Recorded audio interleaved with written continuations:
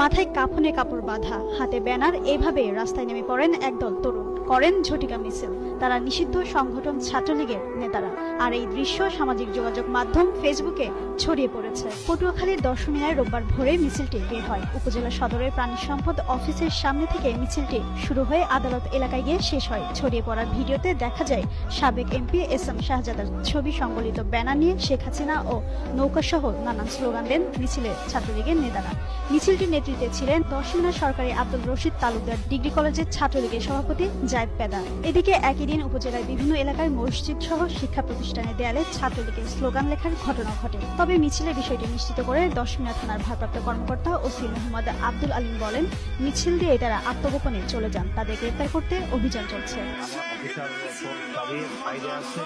আমরা অভিযানে আছি, আমরা গ্রেপ্তার অভিযান এটা আমার তথ্য জানা ছিল না। হঠাৎ করে আকস্মিকভাবে এই মিছিলটা তারা করে